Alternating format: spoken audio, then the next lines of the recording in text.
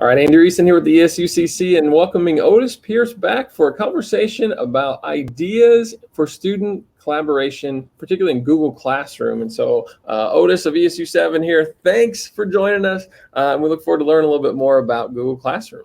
Yeah, glad to do it. You know, I think collaboration through a learning management system or some type of content delivery system is kind of tough to do sometimes, but obviously Google is collaboration. Google Classroom, it makes it tough to do discussion boards, but there are ways that it can be done. You can have those discussions or ask those questions and have that talk. It does put newest answers clear down at the bottom, but you can still have discussion boards over a topic, a question about a book, thoughts on solving a process if you can. Another way that it could be done as well is using in Google Classroom, having a link to a Google Doc that's maybe set up as a table with a chance for, hey, here's the topic, here's responses, and then responses underneath it. So you can kind of set that up a certain way if you wanted to. You could even use Google Sheets to do some of that if you wanted to, or a Google slide presentation. There's also options through Google Classroom linking in a Google group, which really is that discussion board-ish type piece of Google that makes it a little bit easier to have some of those threaded discussions so that the response to the original shows up right underneath the next rather than showing up at the bottom like it would in Google Classroom.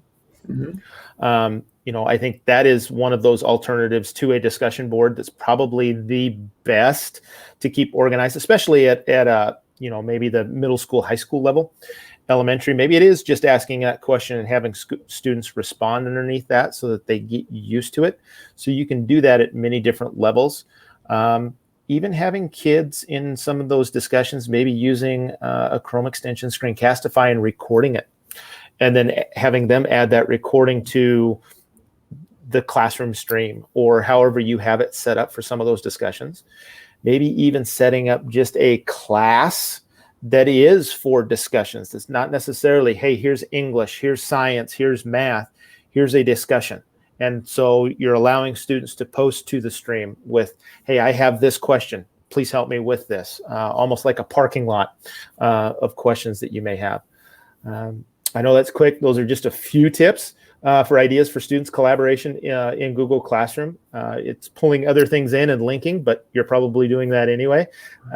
So you can get some of that collaboration going in Google Classroom. And obviously Google Meet is set up in there that you could set those Google Meet pieces up to, you know, have some face-to-face collaboration with students as well. Yeah, and just a couple things to round that out. I know that Google Classroom integrates and plays nicely with Canvas, which is an LMS that a number of folks have. And so this is something that you can certainly leverage there if you kind of figure out how to connect the two of those, which doesn't sound very hard from what I understand.